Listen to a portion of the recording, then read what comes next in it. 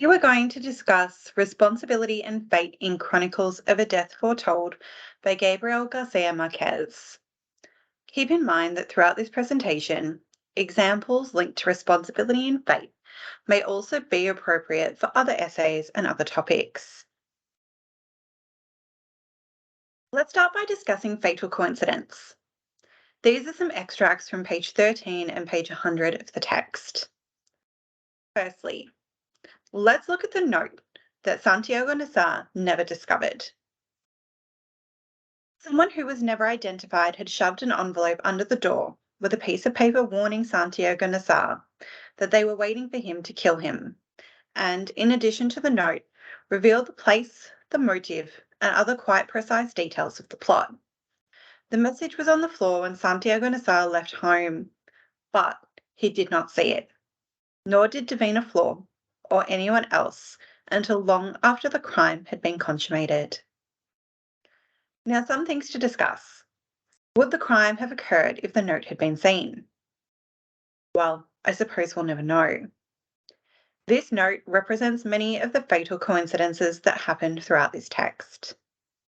The fact is, it's an example of yet another person who never really took full responsibility for the death of Santiago Nassar. It's yet another person whose lack of full action has contributed to his death amongst many other factors. So again, looking at this note is meaning a lot more about the culture, about the social experience, as well as another fatal coincidence. What other fatal coincidences are there in this play? There are so many that you could draw upon, and this is only one. You could look at Nassar's clothing, the fact that today was the day that the bishop was arriving, and as such he wore his white linen rather than his riding attire, which would have seen him equip himself with weapons to defend himself against the Vicaria brothers. Again, looking at the door. Today's the day that Santiago Nassar changes his routine. He comes in and out of different doors, changing what would have been a normal day into an extraordinary and different day. All of these leading to his ultimate death. Now, are any of these things actually coincidences? How much are different individuals to blame and should take responsibility for what has happened? We skip ahead to page 100, where we look at the judge who is making some decisions on the culpability of the town and the players in this scene. We look at the way that this inquest into Nassar's death shapes responsibility. The marginal notes, not just because of the colour of the ink, seem to be written in blood. Most of all, he never thought it legitimate that life should make use of so many coincidences. Now, what is to play here? We need to consider every other thing that's happened in this text, not just the note, but the actions of the townspeople.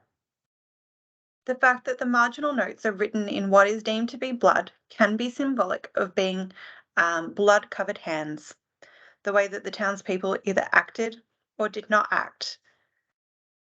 We need to look at whether this is coincidence, or is it because of gossip, misinformation, action or inaction, that Santiago Nassar eventually meets his fate. Let's unpack the inaction of the townspeople further. We're skipping to page 52. We thought it was drunkard's baloney, several butchers declared, just as Victoria Guzman and so many others did who saw them later. I was to ask the butcher some time later whether or not the trade of slaughter didn't reveal a soul predisposed to killing a human being. They protested. When you sacrifice a steer, you don't dare look into its eyes. One of them told me that he couldn't eat the flesh of an animal he had butchered. Another told me he wouldn't be capable of sacrificing a cow if he'd known it before, much less if he'd drunk its milk. I reminded them that the Vicaria brothers sacrificed the same hogs they raised, which were so familiar to them that they called them by their names. That's true, one of them replied, but remember that they didn't give them people's names, but the names of flowers. Here we see the butcher's perspective. The narrator asks the question on whether if someone is able to slaughter an animal, did that make them predisposed to killing a human being? Now, the butchers disagree with this. They believe the Viccaria brothers are not innately evil. It comes back to our previous discussion about individual pathology and essentially considering what would it take to kill an animal? What would it take to kill a person? Did the Viccaria brothers really, in a violent rage, go out and murder Nassar? Well, it's much more complicated than that. We need to look at the sociocultural factors at play here. The fact is, he had dishonoured their sister. There was a certain expectation. And regardless of the fact that they had known Nassar before, they'd drunk with him, it didn't matter. They had to kill him to return honour to their sister.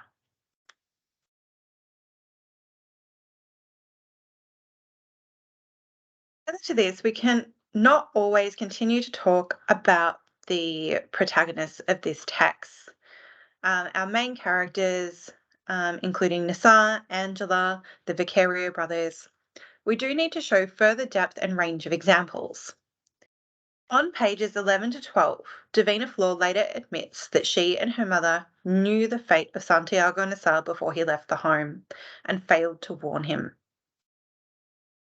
It said, nevertheless, Davina Flor confessed to me on a later visit after her mother had passed that the latter hadn't said anything to Santiago Nassar because in the depths of her heart she wanted them to kill him.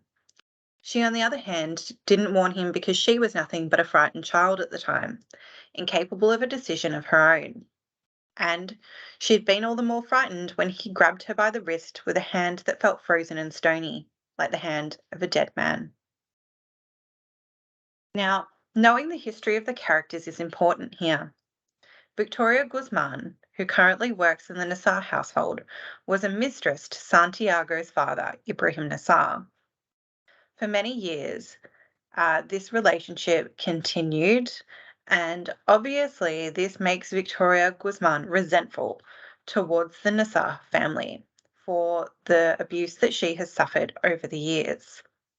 Now, living in this household, Santiago Nassar now takes over as head of the household. Continuing this cycle of systemic molestation, Santiago Nassar regularly makes comments and attempts to get the young Davina Flor alone. Now, potentially, this could be the answer to why Victoria Guzman does not warn Santiago Nassar, and why we have this comment here that in the depths of her heart, she wanted them to kill him. We need to consider the question, do Davina Flor and Victoria Guzman have a moral responsibility to inform Santiago Nassar, knowing the history of systemic abuse which is happening in this family? Now, coming back to Santiago, is he really the good man that the narrator paints him as? Throughout the text, the narrator points to his noble attributes, but we, the audience, know that he has this inappropriate relationship with Davina Flor. Does this mean that Santiago is in part responsible for his own death because it was his prior actions that have led these women to choose not to warn him? Today's task is to answer the essay topic, is everyone to blame for the death of Santiago Nassar? I've provided you with the topic sentence and two examples to go through. It's up to you to put this into a teal paragraph using the topic sentence. To an extent, the town is responsible for the death of Santiago Nassar, not just by endorsing a culture of violence, but through diffusion of moral responsibility. Your first example could be Victoria Guzman choosing not to warn Santiago. Further to that, you might want to include a secondary example from someone as noble as Father Amador, who says, my first thought was that it wasn't any business of mine, but something for the civil authorities. This is your time to write something analytical in this text. Good luck.